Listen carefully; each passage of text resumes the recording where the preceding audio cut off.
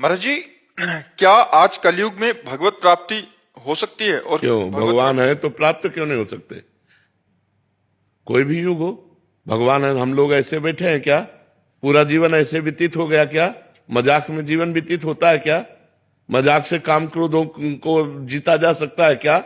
हृदय में आनंद ना हो तो विषयों पर विजय ऐसे प्राप्त की जा सकती है? माँ बाप पत्नी पुत्र परिवार, इसी में तो पूरा जीवन पछड़े में जो फंसाए हुए हैं, और पूरा जीवन अकेले व्यतीत, क्या ऐसे ही हो गया? ऐसे हो जाएगा? पर वो नेत्र चाहिए, वो भाव चाहिए, वो विरह चाहिए, वो जलन चाहिए, वो भूख चाहिए, जिसमें भगवान मिले। तो भगवान ऐसे मिलते हैं जैसे तुम और हम। ये केवल कहने सुनने की बातें नहीं है, जाने मोरी छाती।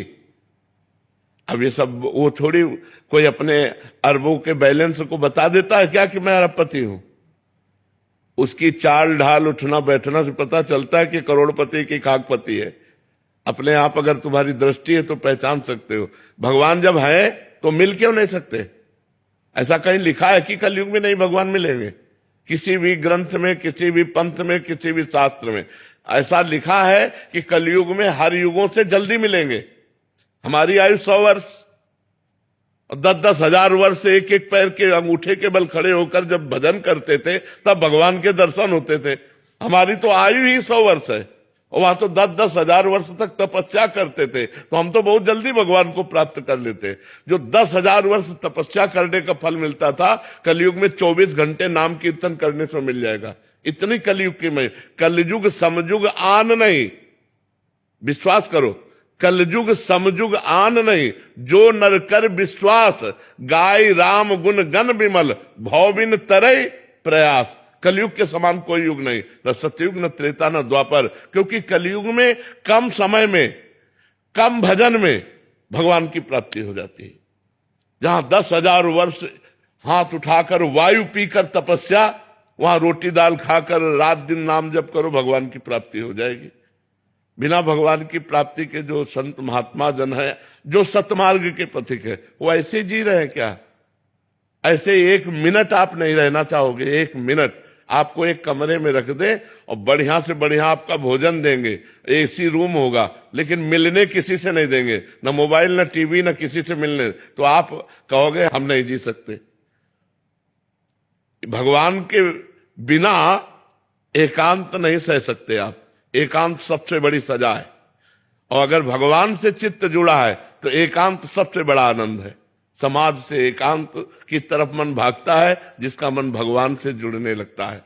तो आप सोचो, आप लोगों ने पूरा जीवन व्यतीत किया, कैसे ऐसा हो सकता है कि भगवान ने मिले हम चैन से मुस्कुरा रहे हैं? भगवान के बिना हमारा जीवन ही नहीं है। भगवान की कैसे तुम्हें बताए? एक बार भगवत प्राप्ति, अब तुम्हें कैसे बताए? सब बातें बताने की थोड़ी है। महाराज जी, इसमें एक प्रश्न था। महाराज जी, आप काफी बार हम सत्संग में सुना है कि आप कहते हैं कि हम सच में, हमारा स्वभाव ऐसा था कि हम माइक से बोल देते। हाँ, अगर भगवान का अनुभव ना होता ना, परमानंद की बात, तो हम माइक से बोल देते कि हमारा स्वभाव ऐसा जिद्दी। लेकिन हम यही कहते, कमी हमारी और कृपा उनकी। कमी हमारी और कृपा भगवान की। स्वभाव में हम बता रहे हैं। अच्छा, ऐसा स्वभाव ना होना तो 500 साधु हैं, और सब 20 से लेकर के 35-40 तक के हैं, और सब ग्रेजुएट है, पढ़े लिखे। ऐसे नहीं मर्यादा चल रही, ऐसे नहीं चलती, ऐसे नहीं। आंख में दम नहीं, तुम्हारी बाजुओं में दम नहीं, तो फिर शासन नहीं चलता। चाहे वो घर का शासन हो, चाहे वो राज्य का शासन हो, चाहे वो राष्ट्र का शासन हो। शासन तभी चलता है जब छाती में दम हो, नहीं तो ऐसे नहीं चलता है। ऐसे थोड़ी अभी चले। तो समाज का आज का क्या है कि ऐसा भयभीत होता जा रहा है, माता पिता परिवार सब ऐसे, और माता पिता के आचरण इतने गंदे हैं कि बच्चे खुद देख रहे हैं। कल ही प्रश्न हुआ था, ऐसे जवान बच्चा, और कह रहा था मेरी माँ किसी से गलत संबंध करती हूं, मैं जानता हूं, अब मैं क्या करूं? अब बोलो, वो माता पिता के लिए जब ऐसा देख रहा है आचरण, तो बच्चे कैसे गंदे होंगे? हम खुद अपने मन पर शासन नहीं कर सकते, हम खुद अपनी इंद्रियों पर शासन नहीं कर सकते, माता पिता बच्चों पर शासन नहीं कर सकते। समाज में शासन व्यवस्था भंग होती चली जा रही, उसी के कारण ये सब दुर्दशाएं फैल रही।